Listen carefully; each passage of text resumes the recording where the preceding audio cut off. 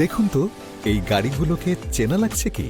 আপনি হয়তো জানেন না, কিন্তু আপনার দৈনন্দিন জীবনের প্রতিটি বাঁকে এই গাড়িগুলো মিশে আছে। সকালে অফিস যাতায়াত, সন্তানের স্কুলে যাওয়া, দূরপাল্লার ভ্রমণ কিংবা অসুস্থ কাউকে হাসপাতালে পৌঁছাতে পরিবহন খাতে বাংলাদেশের সব রাস্তায় আজ জাপানিজ গাড়ির একচ্ছত্র আধিপত্য। বাংলাদেশে যাত্রী ও পণ্য পরিবহন, পারিবারিক ভ্রমণ, রাইড শেয়ারিং সহ প্রায় সব ক্ষেত্রেই আমাদের জীবনকে গতিময় করে তুলেছে জাপানিজ গাড়ি। এটি মিশে আছে আমাদের অর্থনীতি, জীবনযাত্রা এবং লাখো মানুষের জীবিকার সাথে। বর্তমানে দেশে মোট গাড়ির প্রায় ৮০% রিকন্ডিশনড গাড়ি, যার বেশিরভাগই আমদানি হয় জাপান থেকে।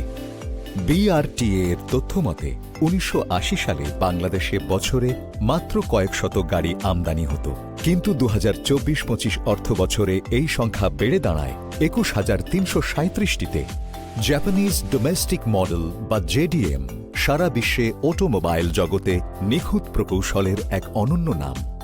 Variable compression ratio, dual frequency, dual cycle ইঞ্জিনের হাত ধরে কম কার্বন নিঃসরণ, জ্বালানি শক্তির উৎস পরিবর্তন করে হাইব্রিড টেকনোলজি ও অত্যাধুনিক এডিএস টেকনোলজির ক্রুজ কন্ট্রোল, লেন অ্যাসিস্ট ও অটো ব্রেকিং সিস্টেমের সমন্বয়ে জাপানিজ গাড়ি হয়ে উঠেছে বিশ্বস্ততার প্রতীক। জাপানিজ রিকন্ডিশনড গাড়ির রপ্তানি বাজার বেশ বৈচিত্র্যময়, যা Asia, Africa, Oceania, Latin America সহ ইউরোপের বিভিন্ন দেশে বিস্তৃত। জাপানের বিভিন্ন বন্দর থেকে হাজার মাইল সমুদ্র পথ পাড়ি দিয়ে এই গাড়ি আসে চট্টগ্রাম ও মোংলা বন্দরে। বিশেষ রোল অন রোল আউট পদ্ধতিতে নিরাপদে খালাস হয় প্রতিটি গাড়ি। একটি গাড়ি কেবল স্টিয়ারিং, ইঞ্জিন আর শুধু একজন মালিকের সম্পদ নয়, বরং এটি কর্মসংস্থানের এক বিস্তীর্ণ মহাসড়ক।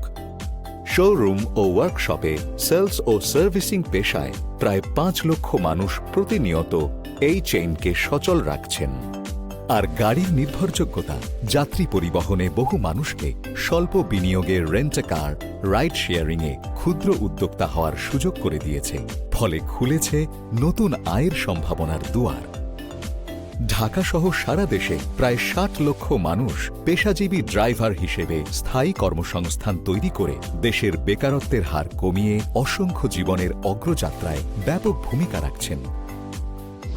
স্বাস্থ্য খাতে যুগ যুগ ধরে জাপানিজ গাড়ি অ্যাম্বুলেন্স হিসেবে ব্যবহার হয়ে আসছে।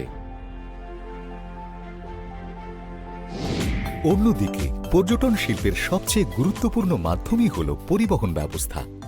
দেশের পর্যটন খাতকে গতিময়তা দিতে ব্যবহার করা হচ্ছে অসংখ্য জাপানিজ ট্যুরিস্ট বাস। বর্তমানে আরামদায়ক ভ্রমণের জন্য এই জাপানিজ গাড়িগুলো তুমুল জনপ্রিয়। পাশাপাশি দুর্গম পাহাড়ি অঞ্চলে মানুষের যাতায়াতের নির্ভরযোগ্য আস্থা চাঁদের গাড়ি। প্রায় অর্ধ শতকেরও পুরনো মডেলের শক্তিশালী জাপানিজ গাড়িগুলো দুর্গম অঞ্চলের যাত্রী ও পণ্য পরিবহনে প্রধান বাহন হিসেবে ব্যবহার হচ্ছে। শহরতলির ব্যস্ততা থেকে শুরু করে দেশের প্রান্তিক জনপদ পর্যন্ত ভাড়ার গাড়ি হিসেবে ভরসার একটাই নাম, টয়োটা গাড়ি। নির্ভরযোগ্য এই জাপানিজ গাড়ির উপর নির্ভর করে প্রায় ৫ লক্ষ পরিবার জীবনযাপন করছে। এই বিশাল পেশাজীবী নেটওয়ার্ক ও কর্মযজ্ঞের একটি গুরুত্বপূর্ণ কেন্দ্র হল ঢাকার ধোলাইখাল অঞ্চল। শুধুমাত্র এই একটি অঞ্চলে গাড়ির পার্টস, মেকানিক্স, গাড়ি রক্ষণাবেক্ষণ, যন্ত্রাংশ সরবরাহ এবং রিপেয়ারিং শিল্পে প্রায় লক্ষাধিক মানুষ দিন-রাত কাজ করছেন। রাজধানী সহ সারা দেশের প্রত্যন্ত অঞ্চল সহ নিবন্ধিত প্রায় ৩০,০০০ সার্ভিসিং সেন্টারে টয়োটা গাড়ি মেরামতের সুবিধা রয়েছে। এসব কর্মক্ষেত্রে লক্ষ লক্ষ মানুষ তাদের জীবিকা নির্বাহ করে আসছেন। জীবনের প্রতিটি অধ্যায়ে হাসি, কান্না, সুখ, দুঃখে জাপানিজ গাড়ি আমাদের নিত্যসঙ্গী। নবজাতকের প্রথম ঘরে আগমন, শিশুর ভবিষ্যতের পথ চলা কিংবা বিয়ের দিনে ফুলে সাজানো জাপানিজ গাড়ি আমাদের সবচেয়ে সুন্দর স্মৃতির নীরব সাক্ষী। জাপানিজ রিকন্ডিশনড গাড়ি ভ্যালু ফর মানি তৈরিতেও রয়েছে এগিয়ে। একই সাথে রিসেল ভ্যালুর মাধ্যমে অ্যাসেট হিসেবে এই গাড়ি প্রজন্ম থেকে প্রজন্মের হাত ধরে টিকে আছে যুগের পর যুগ। এমনিভাবে গত ৫০ বছরে ভোক্তা চাহিদা, বাণিজ্য, কর্মসংস্থান ও অর্থনীতির এই বিশাল আমদানি খাত থেকে সরকার প্রতি বছর প্রায় ৫ থেকে ৬ হাজার কোটি টাকার রাজস্ব আয় করেন, যা সরাসরি দেশের আর্থসামাজিক উন্নয়নে অবদান রাখে। জাপানিজ গাড়ির এই করের হার গাড়ির সিসি ও মডেল ভেদে ভিন্ন ভিন্ন হয়ে থাকে, যা ৯৮% থেকে ৮০০% পর্যন্ত।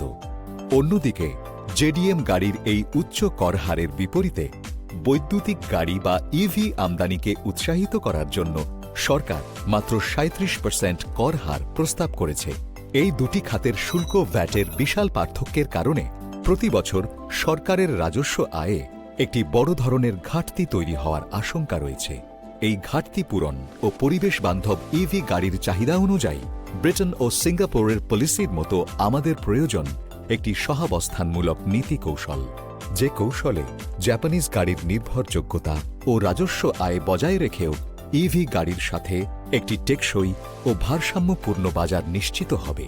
আর এই টেকসই ও ভারসাম্যপূর্ণ বাজার নিশ্চিত করতে সরকারের নীতি নির্ধারণ পর্যায়ে জেডিএম গাড়ির আমদানিকারকদের সংগঠন Bangladesh reconditioned vehicles importers and dealers association Barvida গুরুত্বপূর্ণ ভূমিকা পালন করছে।